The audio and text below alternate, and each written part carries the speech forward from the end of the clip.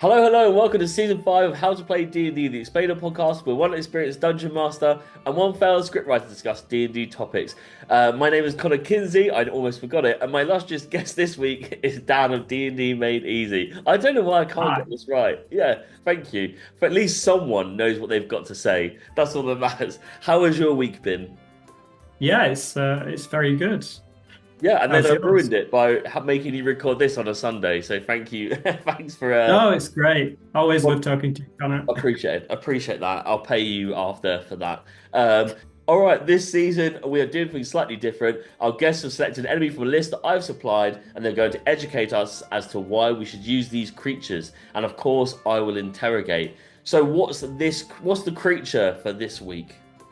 This week's creature is the Rust Monster. Let's get to it.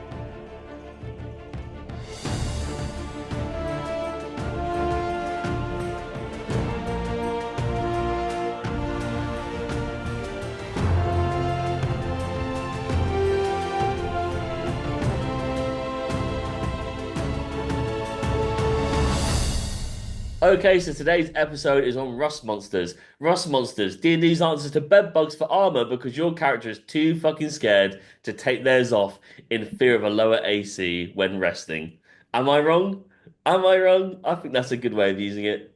Yeah, yeah, Yeah, it that's a is. good. Yeah, people always use it in combat. I'm using it when people are resting. That's how I'm doing it. Dan, if I eat a sealed glass jar of vegetables, am I still getting my five a day? What am I doing? I mean, are you eating the glass jar? I'm not opening it. I'm not strong You enough. must have a pretty tough constitution there. Lack of vegetables has means my strength isn't enough to open the jar. My intelligence is low enough that I will eat the jar, and then my con is was high enough that I can sustain the jar. I just need to know if my metabolism is good enough to eat the vegetables inside. And if that's I not a think it's great going to analogy, work hurt on the way out, Connor. yeah, oh yeah, it always does. Anyway, to the real questions, why did you pick Rust Monsters? I think they offer a very unique challenge that Mm. is it takes you away from the let's just attack and armor class is the only thing that we care about. Armor class and hit points is the only thing that we care about. And any monster that does that is kind of A tier, S tier monster in my book. Yeah, I agree. I don't actually think they get used enough, or they get used early on, quite often in like beginner sessions to go, this is Yeah. what the world can you can encounter, but then it kind of gets left behind, and it really is a stat versus stat kind of slog sometimes in games. Um, what kind of stats does a Ross monster have? Okay, so a rust monster. They have a couple of abilities that are worthy of noting. So when you attack them, your weapons can start to corrode, Mm, dealing less damage. And when they attack you, if you have anything metal, so just metal, because yeah, it's yeah. making things rust. When they attack you, they can make your armor corrode so that it offers you less protection against subsequent attacks. Yeah, sleepless nights are coming your way. Hmm. Um, so with this, with Rust Monsters, is there a save to stop? Like, if your weapon, you come in contact with a Rust Monster, for instance, the weapon, are we counting that after this situation, this encounter, you're now going to need to repair this? Is it down to each DM as how they want to play it out, or is it like we've done the encounter, you've now got your stats back for this attack? How does it work? I mean, it's going to be up to the DM, it always is, but I Mm, think it offers really great role play opportunities, mm. especially if you're in a location where there isn't easy access to repairing equipment. Or, I mean, maybe it's even going to cause a character to take up a profession as an armorer or something like that. So yeah, I would avoid just cleaning the slate after the encounter. Yeah, it's one of those creatures that is giving you the opportunity to do more than what's. there at hand, right? So make the most of it, and it's way more immersive doing so than like, yeah, you might come across them again. They're only a situation now. Um, how does a DM use a rust monster in their game? Yeah, so they can be in packs. And they're quite a low challenge rating monster. I'd love to see, and of course we can homebrew anything, but I'd love to see more monsters like this at a variety of tiers that just, do things differently. Yeah, But most rust monsters are low CR. I'm not sure if it's something like a half, something like that. yeah, Uh, um, but so I'd use them as I'm not sure if it was level one, level two-ish encounter, which was in a mine, yeah. right? In a mine, and the people that were working in this mine will suddenly all of their metal pickaxes have, kind of gone missing Mm, and they're not finding them, or they're just finding bits on the floor. And then the party are asked to investigate. And of amazing. course, they have no idea what's going on. They'll tend to be in caves or caverns, so that is a particularly great scenario for them is underground in a mine. Mm.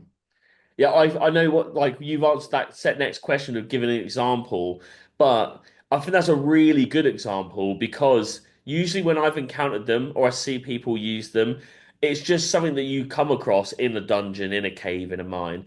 But actually instigating as to why you might come across them Mm, is so good. Like if you're a seasoned player, or even if you've come across them once, you're quite likely when you hear that you've got to investigate how metal is disappearing, you might go, it's going to be rust monsters, but you still have to go and do it, right? So that's annoying, but in a good way.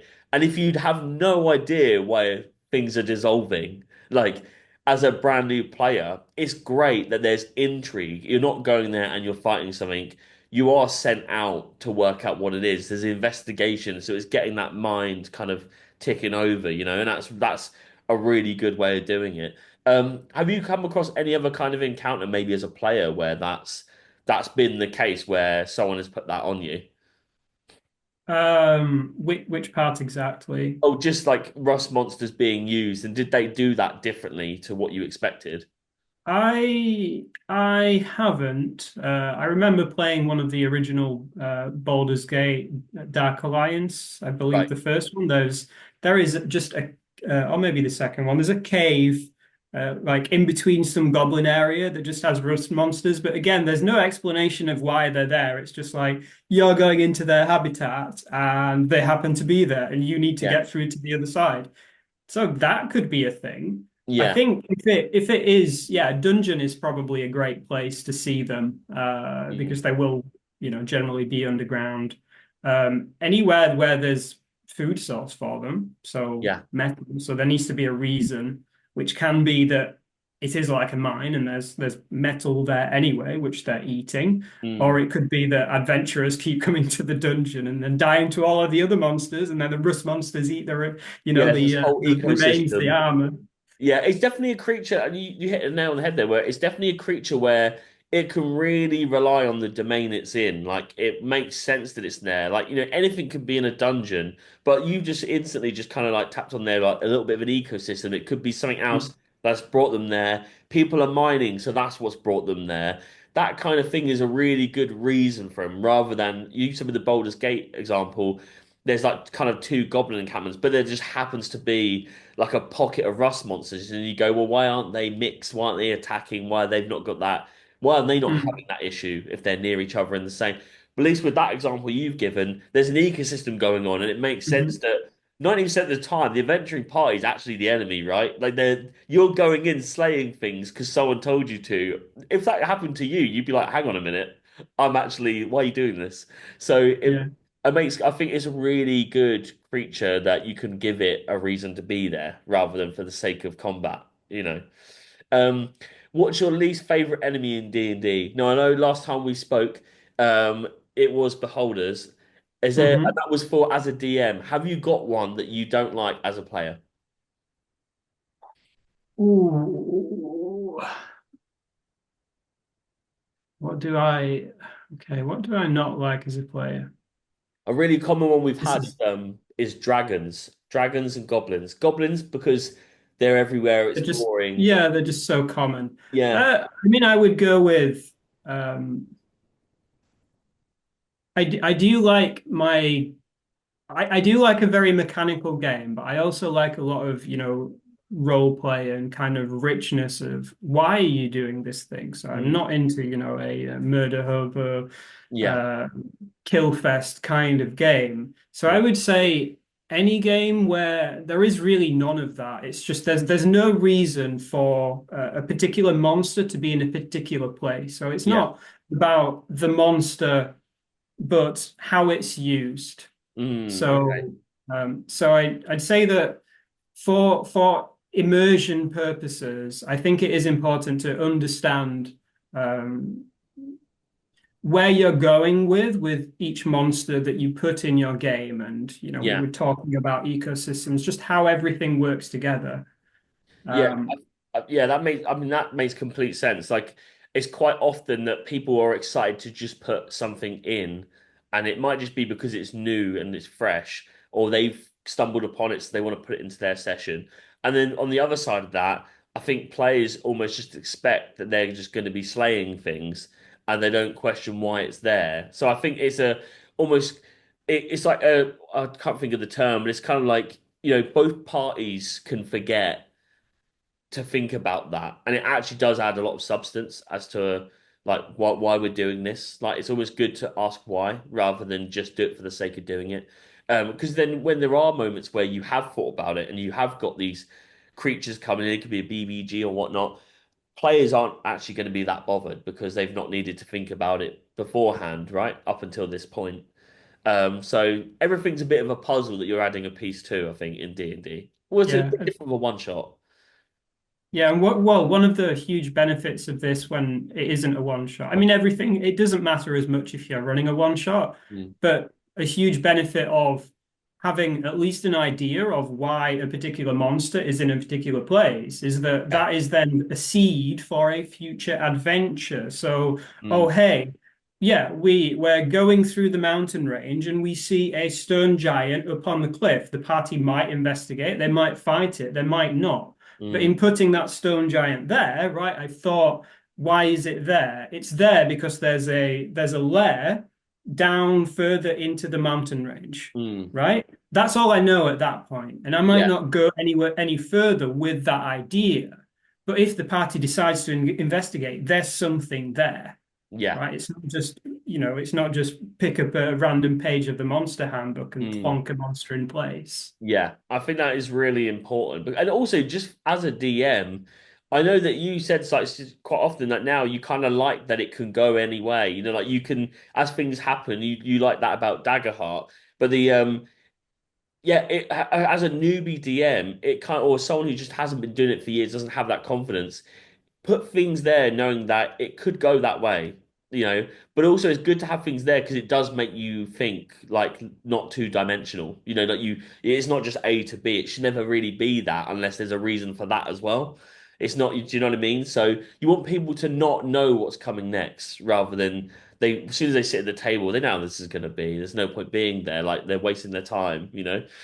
I Um, think I think there's one more thing to say on that. So one way to get some, inspiration on why something may be in a certain place, a certain ecosystem is in a monster manual and what it says about that creature. But you're always free to create your own lore in your own yeah, games, right? So one example that I love is, well, maybe goblins aren't actually evil, and maybe humans are, yeah, yeah. right?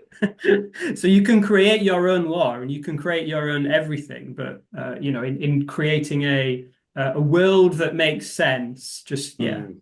put things in the right place. Yeah, no, I totally agree. And I think they are slightly attempting that with like the new monster manual, or even the player's handbook, where they've got rid of kind of like the half species.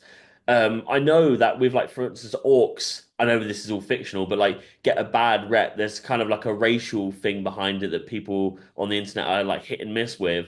But they've obviously they've tried to tick that box and remove that thing. But if you then read the monster manual for the new one, as I was doing, they've got way more history and way more detail as to why orcs exist and where they are and why they might not get along with people. And so it makes complete sense as to kind of like they're not just bad because they're green. Like, do you know what I mean? They're not just bad because they're Yeah, human. Like it's quite it's likely if you're just coming along a village you've never been to and you kill 30 goblins, you're definitely the problem. It was probably their village. You don't know these people. You know, so it's I do think there's like a real slight attempt at doing that, but I also think you can never win with that kind of thing because it's going to be, it's a hit and miss with the internet, and it really is down to you to set, yeah.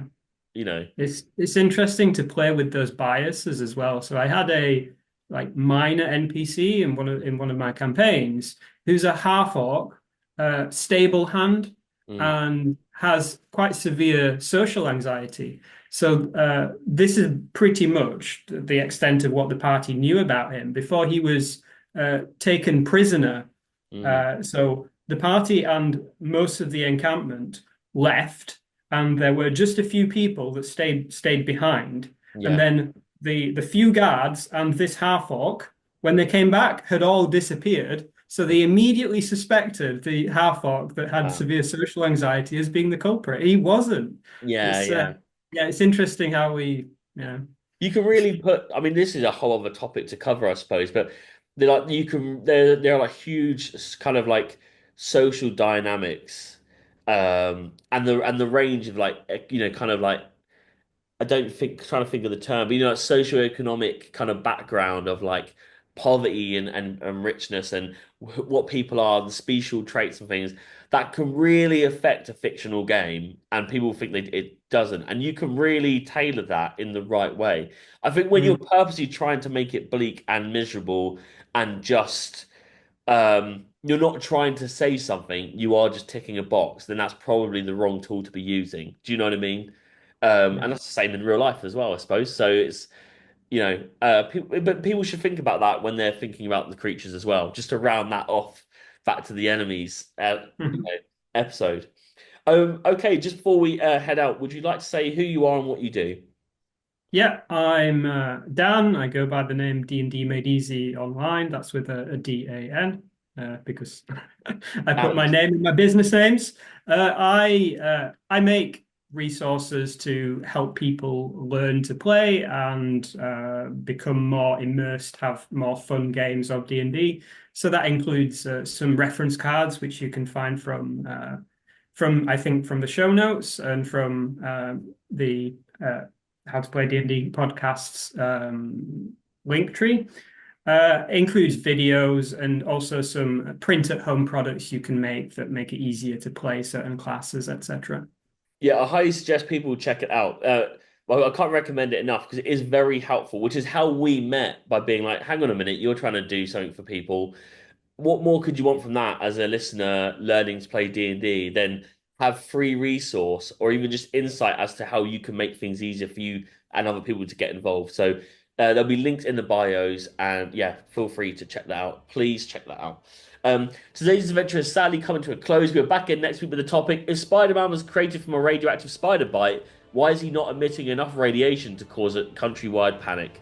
And as always, thank you for tuning in. And if you'd like to join the D&D action, then please check us out on Instagram at How to Play D&D, or check out the link in our bio to join our Discord server. I've been Connor Kinsey. And I've been Dan, D made easy. Good day.